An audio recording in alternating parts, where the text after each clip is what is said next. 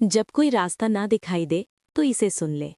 कुरुक्षेत्र की धरती, जहां चारों ओर धूल उड़ रही थी, हजारों रथों की गर्जना, शंखों की आवाज और युद्ध की तैयारी से पूरा आकाश गूंज रहा था।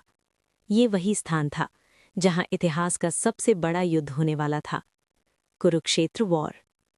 दो सेनाएं आमने सामने खड़ी थीं।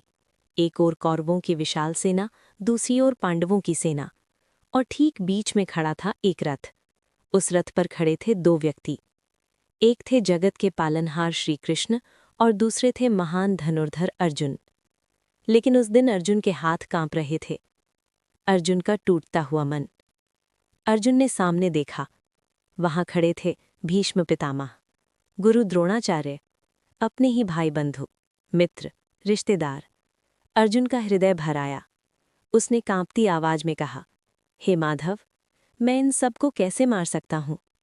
उसकी आंखों से आंसू बहने लगे। उसने अपना गांडीव धनुष नीचे रख दिया और कहा, मुझे ये युद्ध नहीं चाहिए, मुझे ये राज्य नहीं चाहिए, मुझे जीत भी नहीं चाहिए। उस क्षण अर्जुन को कोई रास्ता दिखाई नहीं दे रहा था। वो बिल्कुल वैसा ही था जैसा आज का मनुष्य तब होता है जब जीवन में सब कुछ उलझ जाता है। श्री कृष्ण की मुस्कान। अर्जुन की बातें सुनकर श्री कृष्ण मुस्कुराए।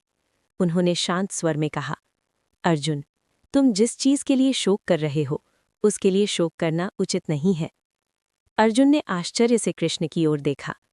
तब श्री कृष्ण ने कहा, ये शरीर नश्वर है, लेकिन आत्मा अमर है।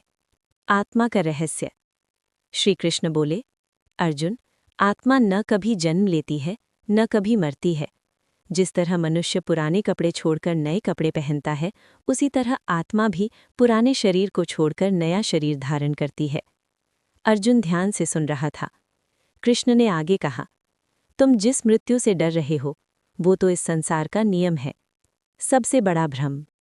कृष्ण ने अर्जुन से पूछा, तुम्हें पता है मनुष्य सबसे बड़ी गलती कब करता है? अर्जुन ने सिर हिलाया।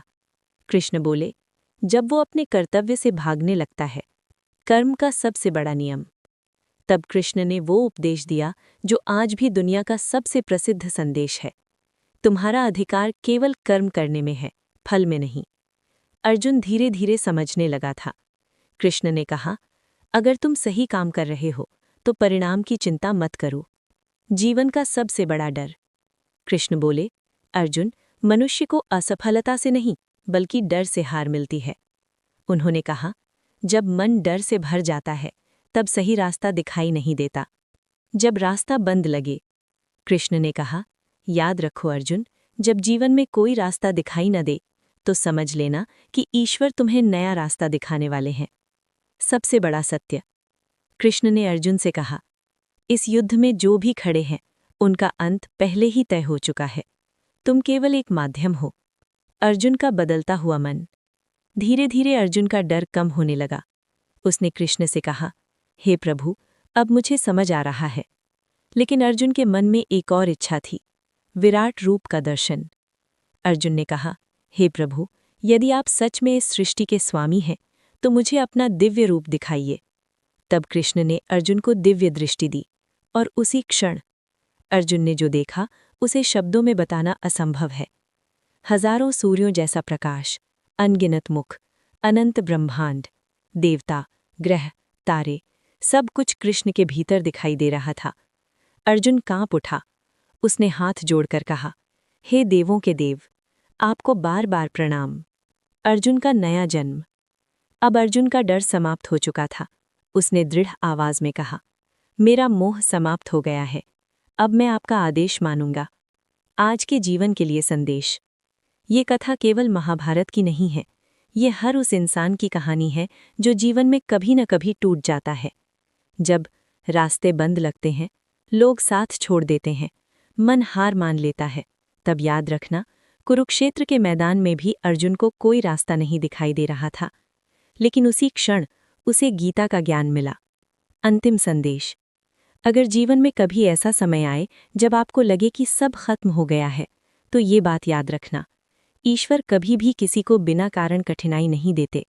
कभी कभी वही कठिनाई मनुष्य को उसके असली रास्ते तक पहुंचाती है। और जब मन पूरी तरह टूट जाता है, तभी ईश्वर की आवाज़ सबसे स्पष्ट सुनाई देती है। जब भगवान देर करते हैं लेकिन अंधेर नहीं करते।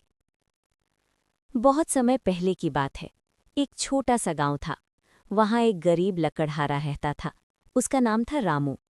रामू बहुत मेहनती था, लेकिन उसकी जिंदगी में हमेशा दुख ही दुख थे। सुबह से शाम तक जंगल में लकड़ी काटता, फिर उन्हें बाजार में बेचकर घर चलाता। लेकिन फिर भी घर में कभी पैसा नहीं बचता। कभी उसकी पत्नी बीमार हो जाती, कभी बच्चे भूखे सो जाते। एक दिन थककर उसने आसमान की ओर देखा और कहा, हे भगवान, मैं इतना मेहनत करता हूँ, फिर भी मेरी जिंदगी में इतना दुख क्यों है। उस दिन उसका मन बहुत टूट गया था। जंगल में एक संत से मुलाकात। एक दिन जब वो जंगल में लकड़ी काट रहा था, तभी उसे एक संत दिखाई दिए। संत एक पेड़ के नीचे बैठे ध्यान कर रहे थे।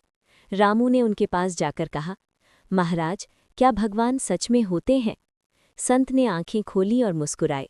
उन्होंने पूछा, तुम ऐसा क्यों पूछ रहे हो? रामू बोला, अगर भगवान होते तो मेरी जिंदगी में इतना दुख क्यों होता। संत की छोटी सी परीक्षा। संत ने रामू को एक पत्थर दिया और कहा, इसे बाजार में ले जाओ, लेकिन बेचना मत, बस लोगों से इसकी कीमत पूछना। रामू को ये बात समझ नहीं आई, लेकिन उसने संत की बात मान ली। सब्जी वाले के पास। रामू सबसे पहले सब्जी वाले के पास गया।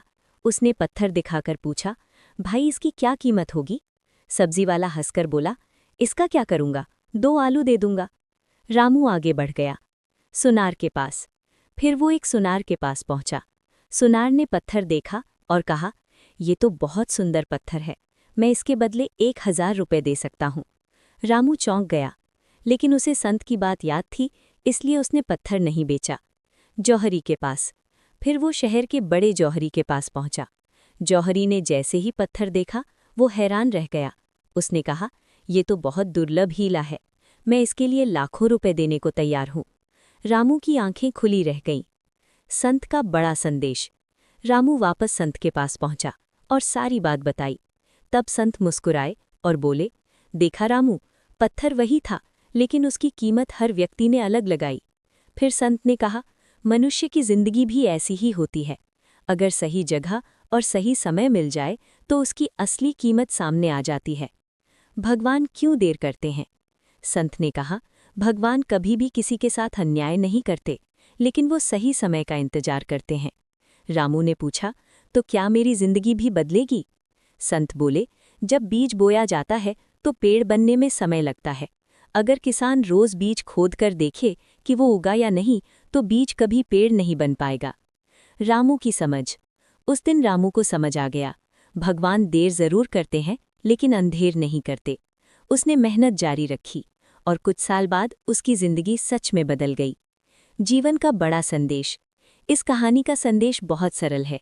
जब जीवन में कठिन समय आए तो घबराना नहीं, क्योंकि भगवान का समय हमेशा सही होता है। कभी कभी जो देरी हमें दुख देती है, वही देरी हमें बड़ी सफलता के लिए तैयार करती है।